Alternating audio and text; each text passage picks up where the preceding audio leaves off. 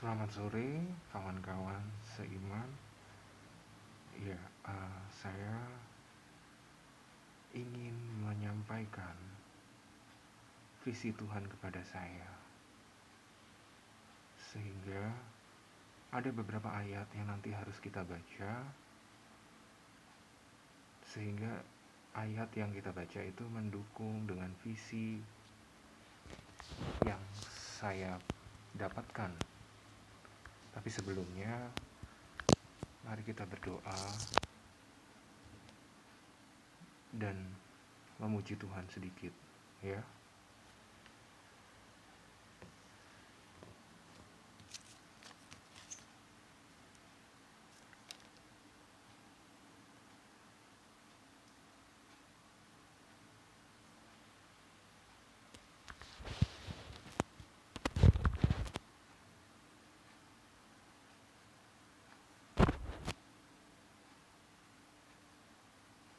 Mari kita nyanyikan.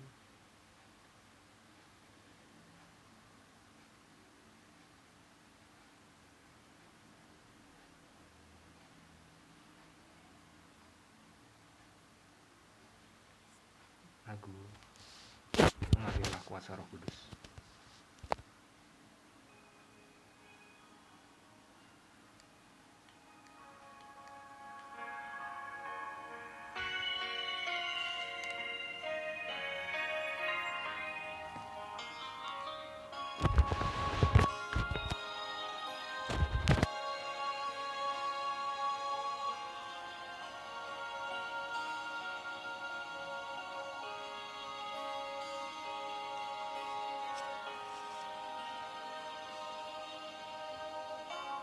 Bagaikan tanah kering yang merindukan air, demikianlah jiwaku haus akan Engkau. Ku rindu selalu hadirmu di hidupku, memulihkan jiwaku, hapuskan air mataku.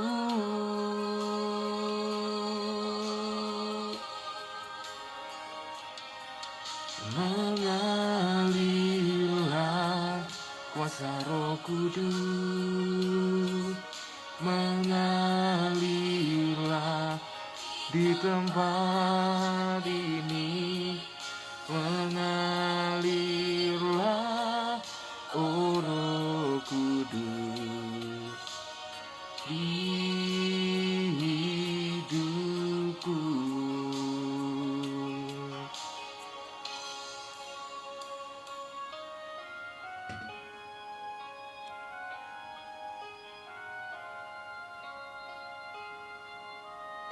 Mari kita nyanyikan pujian ini dengan menghayatinya sungguh-sungguh, sehingga Roh Kudus mengalir dalam hati kita. Amin.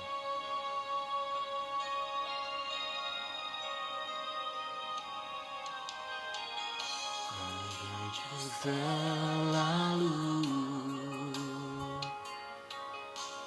hadirmu di hidupku,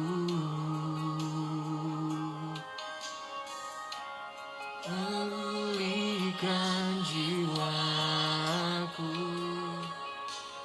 hapuskan air mataku.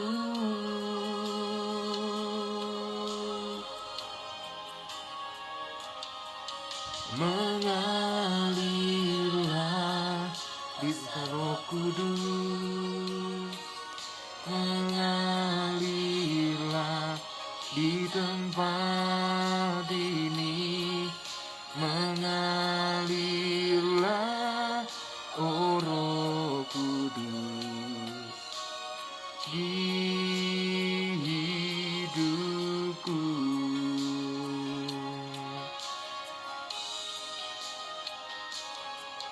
mengalirlah kuasa Roh Kudus, mengalirlah di tempat ini, mengalirlah, oh Roh Kudus, di hidupku, ngalirlah, oh Roh Kudus, di hidupku, di hidupku.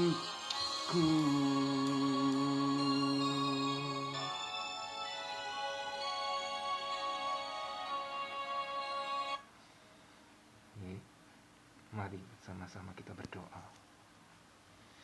Ya Tuhan Allah Bapa kami yang bertahta dalam kerajaan surga, kiranya dipermuliakanlah nama-Mu, ditinggikanlah selalu, sampai selama-lamanya ya Bapa. Ya Bapa, kini kami kembali ke hadirat-Mu untuk sedikit mengungkap isi hati-Mu ya Bapa, kepada kami, orang-orang yang percaya, maupun orang yang belum percaya Engkau. Terima kasih ya Bapa, karuniakan kami Roh Kudus-Mu untuk mengerti apa pesan dan isi hati-Mu. Dan jangan biarkan mulut kami berbicara sesuai dengan kehendak kami, tapi biarlah kehendak-Mu saja yang terjadi ya Bapa. Terima kasih ya Bapa. Hanya di dalam nama Tuhan Yesus Kristus, penebus hidup kami. Amin.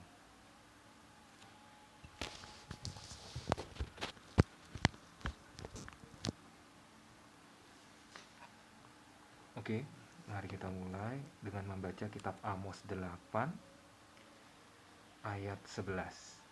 Ya, sekali lagi saya ulangi, Amos 8 ayat 11. Ya. Inilah ayat yang mendasari visi yang Tuhan berikan kepada saya.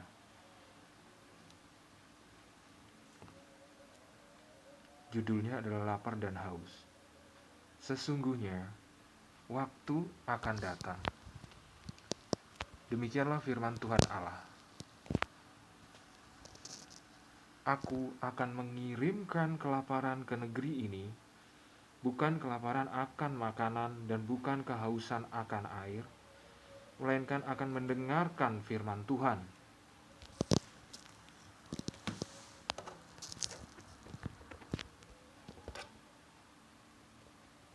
Ya. Nah, melalui ayat ini berkaitan sekali dengan apa yang akan saya saksikan. Jadi mohon didengarkan dengan seksama ya. Nah, mungkin sekitaran 1 bulan yang lalu, saat saya di kamar mandi, seperti Tuhan memberikan visi kepada saya, atau mungkin orang dulu mengatakan penglihatan ya, dimana waktu itu saya melihat ada suatu kota di mana-mana berasap, langitnya merah ya, seperti suasana setelah perang. Jadi benar-benar mengerikan sekali suasananya. Jadi tiba-tiba saya dibawa ke suasana itu dan saya dipindahkan lagi di bawah tanah, saya tidak tahu tempatnya di mana. Nah, di situ ada seseorang berkhotbah dan dia tidak memegang Alkitab ya, tidak memegang surat apa-apa, tidak memegang catatan apa-apa. Tapi saat dia berkhotbah, mengkhotbahkan ayat-ayat, saya ingat sekali ayat-ayat itu dalam Perjanjian Baru, luar biasa hamba Tuhan ini dia hafal sekali, dibacakan dalam waktu itu bahasa Inggris ya. Jadi dia hafal sekali, tapi saat itu juga saat dia melafalkan ayat itu, tiba-tiba banyak sekali pasukan yang menangkap dia dan membawa dia keluar dari persembunyiannya di bawah tanah. Dan saya melihat itu sangat mengerikan. Karena dia selain ditangkap, dia diseret sampai di atas terowongan itu adalah jalan raya ya. Jadi diseret di situ, dihakimi di situ gara-gara apa? Saudara tahu? Gara-gara Alkitab saat itu dilarang ajarannya. Ingat sekali lagi, Alkitab saat itu dilarang ajarannya. Jadi orang-orang yang sudah hafal sekalipun, jika ketahuan oleh pemerintah saat itu, akan langsung diadili dan disesah. Itu sangat mengerikan.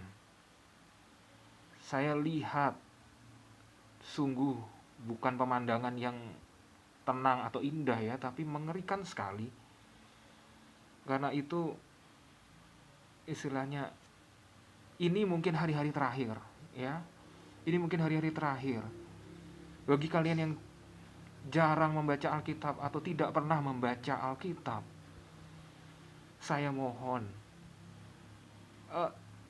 rajinlah membaca Alkitab. Baca sedikit demi sedikit. Karena ada saatnya Alkitab yang kita percayai sebagai penuntun langkah kita itu dilarang oleh otoritas. Ya. Dan saat dilarang oleh otoritas itu, nah, kalau tidak ada Alkitab, tidak ada ajaran tentang kebenaran, berarti yang menguasai dunia ini apa? Adalah kejahatan. Kalian tahu seberapa mengerikannya jika orang egois, senang melakukan kejahatan, tidak memandang adanya Tuhan. Sangat mengerikan. Ya. Ini diperkuat lagi kesaksian saya ini oleh di dalam kitab Yoel. Sebentar. Dalam kitab Yoel 2 ayat 28. Ayat-ayat yang saya sebutkan ini saya diilhami oleh Tuhan, oleh Roh Kudus untuk menyampaikannya kepada umat-umatnya maupun orang yang belum percaya. Ya. Sudah banyak sekali ajaran-ajaran yang menentang kebenaran Alkitab. Ingat, tidak lama lagi waktunya, kawan. Tidak lama lagi. Segeralah mengerti apa isi maksud hati Tuhan yang tertuang dalam Alkitab.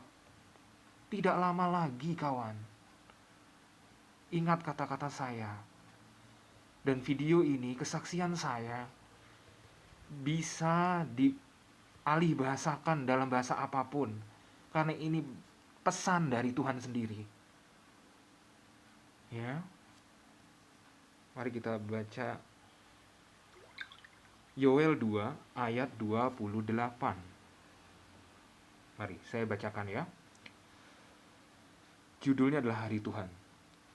Kemudian daripada itu akan terjadi bahwa aku akan mencurahkan rohku ke atas semua manusia. Ya. Maka anak-anakmu laki-laki dan perempuan akan bernubuat. Ingat, kesaksian saya ini adalah salah satu nubuat yang diberikan Tuhan. Nubuat yang diberikan Tuhan ya, pada akhir zaman. Mungkin akan banyak timbul istilah anak-anak Tuhan yang mengatakan kebenaran firman Tuhan, kesaksian seperti saya. Karena memang sudah waktunya ya.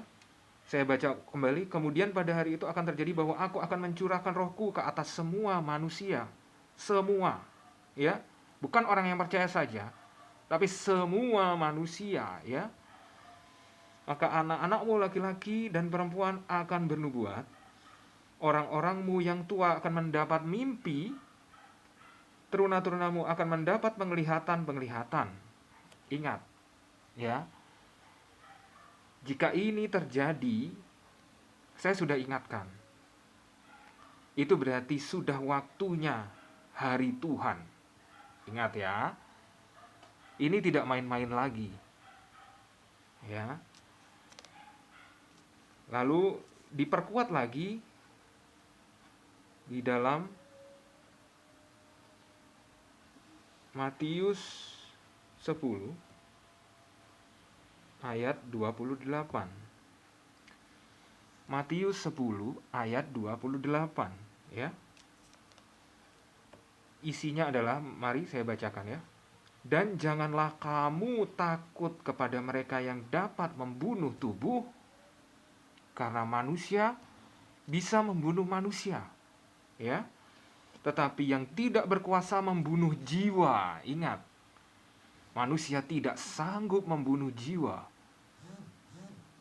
Takutlah terutama kepada Dia yang berkuasa membinasakan baik jiwa maupun tubuh di dalam neraka. Siapa itu?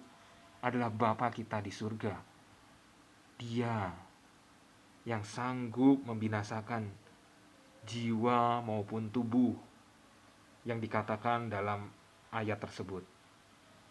Ingat kawan, ini sudah saatnya Tuhan untuk bertindak. Jadi segeralah bertobat. Ya, kenalilah Dia, Tuhan yang benar. Ingat, Tuhan Tritunggal yang benar. Siapa Dia? Bagaimana sosoknya? Oke, akan saya jabarkan ya. Tuhan itu serupa dan segambar dengan kita. Jadi Dia punya tubuh, punya tubuh, ya, punya jiwa, kehendak, dan roh. Ingat. Tapi jadi satu. Ingat ya. Saya ulangi lagi, sama seperti kita punya tubuh yang bisa dilihat ya. Punya kehendak itu pikiran, hati, punya roh. 3 ya. Ingat, 3. Nah, pegang itu dulu. Jadi Tuhan itu juga sama. Jangan bingung kawan. Ada Tuhan Yesus yang kita sembah, itu yang kita lihat, ya. Ada sosok Bapa surgawi. Nah, ada sosok Roh Kudus. Sama seperti roh kita. Nah, itu, ya. Tapi Dia Roh Kudus, Roh Suci, ingat. Nah, Bapa itu siapa? Ini yang tidak pernah kita lihat. Tapi dari teladan Kristus kita bisa lihat itu. Ya. Bapa itu adalah kehendak dalam Kristus sendiri. Ingat, kehendak dalam Kristus sendiri. Itulah Bapa surgawi. Ingat ya. Roh Kudus itu siapa? Roh Kudus itu yang memberi kehidupan pada tubuh Tuhan Yesus. Ya. Ada tubuh Bapa sendiri sebagai kehendaknya. Ingat. Makanya selalu Tuhan Yesus berbicara, biarlah sesuai dengan kehendak-Mu saja yang terjadi Bapa. Karena memang Bapa itu adalah kehendak Tuhan Yesus sendiri. Ingat. Jadi sama halnya jika saya menerangkan sebuah mobil, ya. Sebuah mobil. Anda bisa lihat mobilnya. Bayangkan ya, Anda bisa lihat mobilnya. Itulah tubuh, itulah Tuhan Yesus, ya. Anda bisa lihat mobilnya. Tapi Anda kalau belum masuk ke dalam mobilnya, Anda tidak bisa lihat drivernya kan? Pengemudinya tidak bisa Anda lihat kan? Itulah Bapa. Sudah? Di mana roh? Roh adalah bahan bakarnya, bensinnya yang memberi kehidupan pada mobil itu. Sudah nyambung? Mengerti? Ya, sudah. Nah, jika mobil itu berjalan sekarang, ya, jika mobil itu berjalan, suatu saat dia menabrak sesuatu, menabrak seseorang, ya, menurut Anda, siapa yang disalahkan? Drivernya atau mobilnya? Atau bensinnya malah? Ya jelas drivernya ya yang dihakimi, yang diadili karena dia yang menabrak. Benar kan? Sama. Begitu juga kita, kawan. Kita manusia. Ya, yang nanti dihakimi di hadapan raja kita yang sebenarnya. Ya, Tuhan Yesus yang di dalamnya ada Bapa dan Roh Kudus, ingat? Nah, kita dihakimi, itu yang dihakimi adalah jiwanya, hatinya. Karena hatilah yang bertanggung jawab atas tubuhnya. Ingat, makanya jika hati kita jahat, maka tubuh kita yang tercemar. Karena orang lihat bukan hatinya, tapi perbuatan kita. Ingat ya. Itulah yang diadili Tuhan nanti. Roh, kemana roh kita? Roh kita akan langsung kembali ke Bapa. Karena roh yang ada di dalam kita ini kan dihembuskan dari Bapa sejak nenek moyang kita Adam. Nah, ingat ya. Makanya itulah yang dihakimi Tuhan adalah jiwa kita. Sekali lagi saya tekankan, jiwa kita, hati kita, pemikiran kita. Makanya jangan sekali-sekali berpikir yang jahat. Ya, ingat itu. Ingat. Jangan sekali-sekali menghujat Roh Kudus, mendukakan Roh Kudus. Ingat. Jangan sekali-sekali. Karena dia sudah ada dari dulu sampai selama-lamanya. Ingat itu, kawan. Dia mengisi pimpinan orang-orang berhikmat, ya, orang-orang berhikmat, orang-orang pimpinan kita, ya, yang belum mengenal Tuhan sekalipun dia berperan di situ. Sehingga contohnya adalah dalam pikiran Bung Karno dia mengisi itu sehingga Pancasila terumuskan dari pikiran Bung Karno. Itulah Roh Kudus. Dan barang siapa yang menggantikan Pancasila itu sendiri dasar negara kita Indonesia, itu Anda tahu sendiri berarti dari roh jahat. Ingat. Karena Roh Kudus tidak pernah, Tuhan Yesus juga tidak pernah mengajarkan membenci manusia yang lain, membenci orang-orang lain yang tidak sepaham. Tidak pernah, Tuhan Yesus tidak pernah mengajarkan itu. Roh Kudus memberi hikmat yang tinggi kepada pemimpin-pemimpin kita dulu, sehingga dapat menyejahterakan rakyat. Luar biasa karya Roh Kudus ya.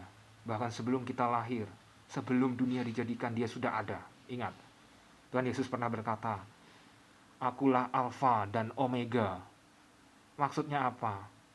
Itu artinya sama. Sama persis maknanya dengan aku ada. Ingat. Sama persis dengan aku ada.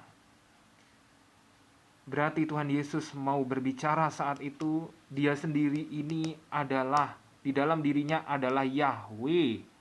Ingat. Ya, dia ada sebelum dunia dijadikan. Ingat. Ya. Memang dulu yang ditemui Adam itu siapa?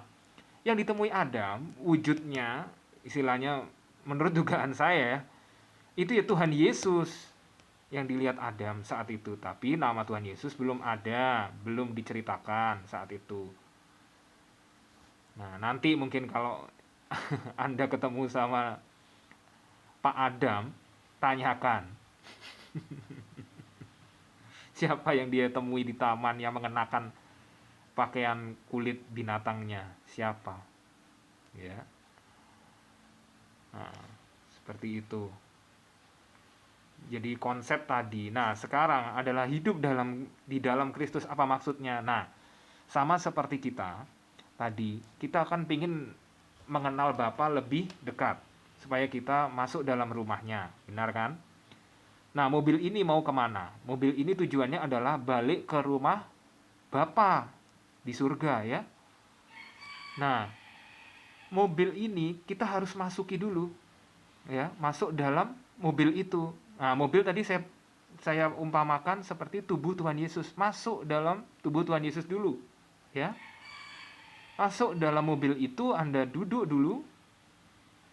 Nah, setelah Anda duduk, Anda baru tahu kan, Anda baru lihat kan siapa yang jadi pengemudinya. Ya Bapak seperti itu. Bapak yang mengantar kita, istilahnya Bapak yang membawa kita nanti jika kita hidup dalam Kristus, kita akan bertemu Bapa dan Bapa yang membawa kita ke rumahnya. Sesimpel itu sebenarnya. Ya. Gimana kita jadi tubuh Kristus berfungsi melayani? Ya, kita jadi komponen mobilnya itu. Kita menyatu dalam Kristus. Ya. Mobil tidak akan mobil tidak akan berjalan tanpa bensin. Bensin itu Roh Kudus, ya. Mobil juga tidak akan berjalan andai kata ada bensin, ada mobil, tidak ada pengemudi, tidak bisa berjalan juga, benar kan? Ada pengemudi, ada mobil, tidak ada bensin, tidak bisa menyala. Ya. Ada bensin, ada pengemudi, tidak ada mobil, juga tidak bisa mobil itu berjalan, ya kan? Ya, seperti itulah.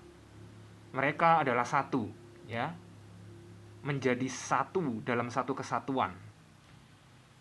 Nah, itulah dia, Tuhan kita.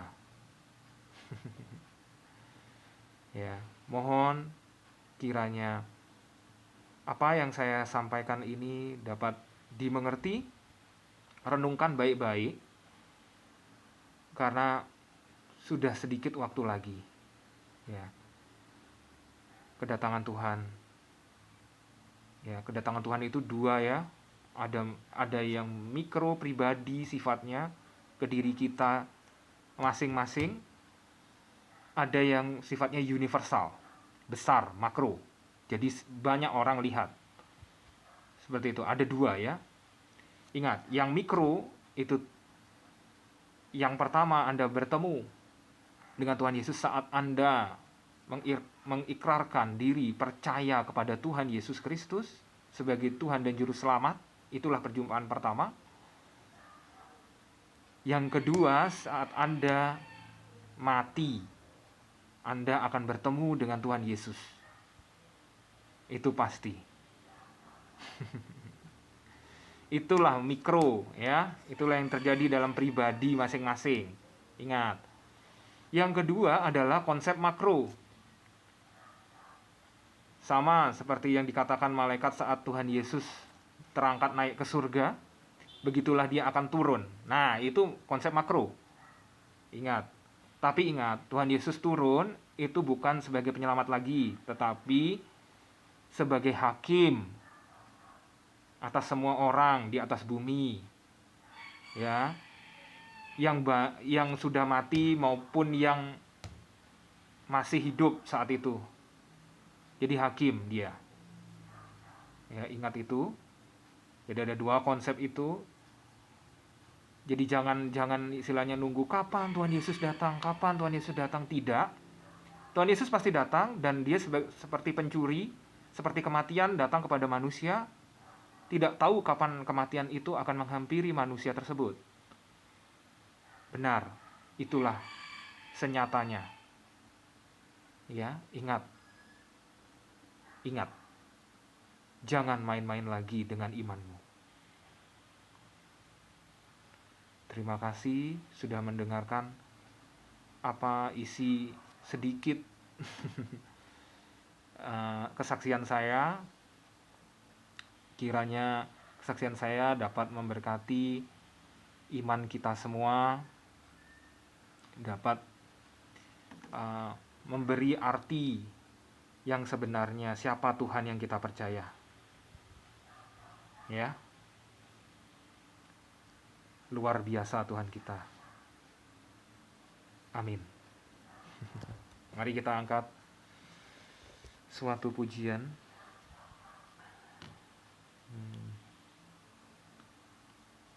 Sebentar.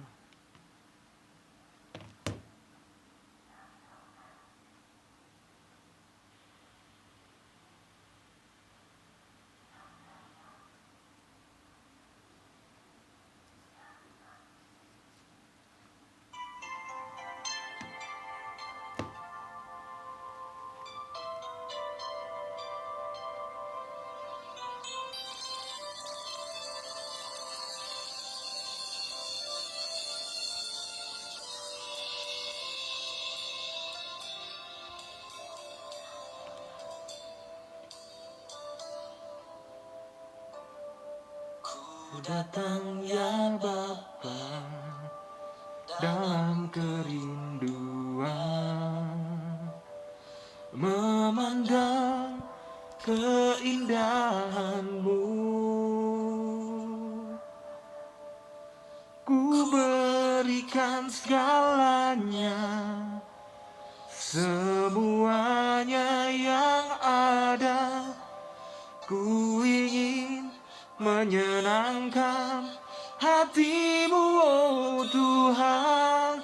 Jadikan aku indah yang Kau pandang mulia, seturut karya-Mu di dalam hidupku. Ajarku berharap hanya kepadamu, taat dan setia kepadamu Tuhan.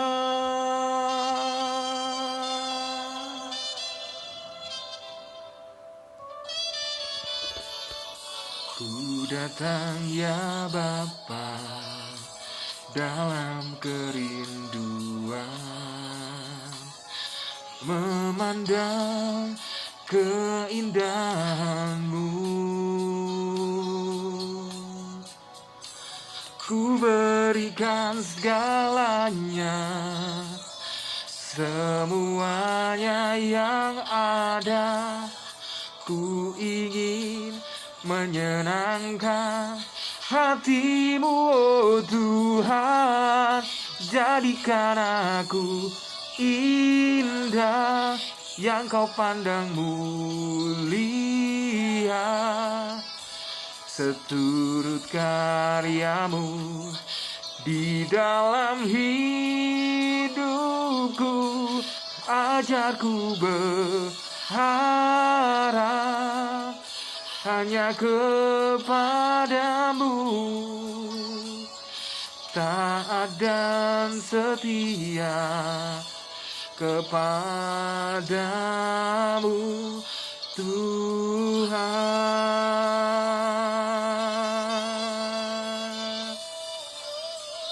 Ku ingin lebih lagi akan kasih sayang-Mu, hidup dalam rencana yang Kau beri. Jadikan aku indah yang Kau pandang mulia,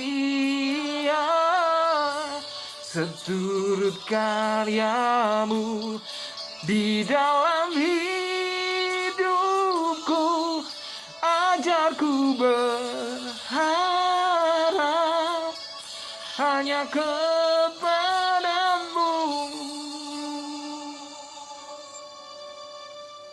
taat dan setia kepadamu Tuhan. Semuanya yang ada, taat dan setia kepadamu Tuhan.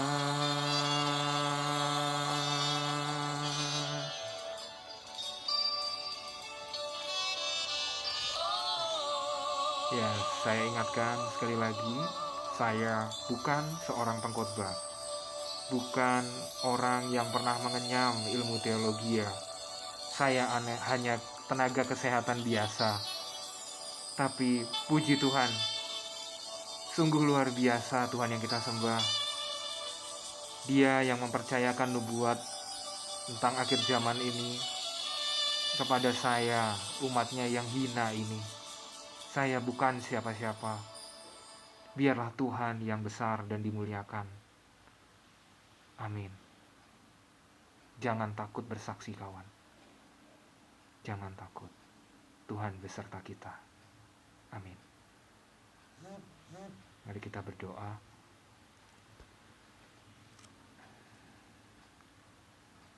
Bapa yang di surga, kami telah menyampaikan isi hati-Mu ya Bapa. Kami telah menyampaikan kebenaran firman-Mu.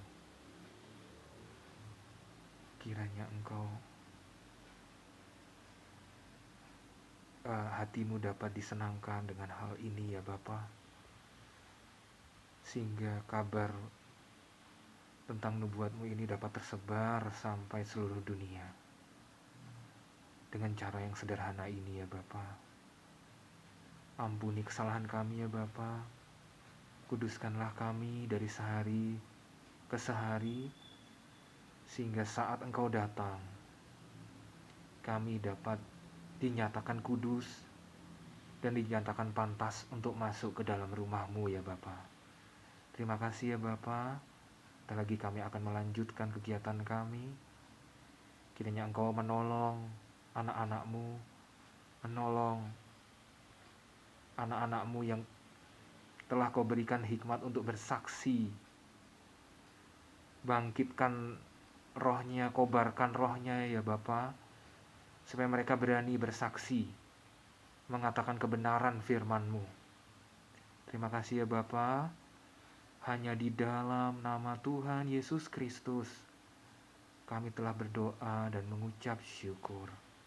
Amin. Terima kasih, sampai jumpa kawan. Tuhan Yesus Kristus memberkati kita semua. Haleluya. Amin.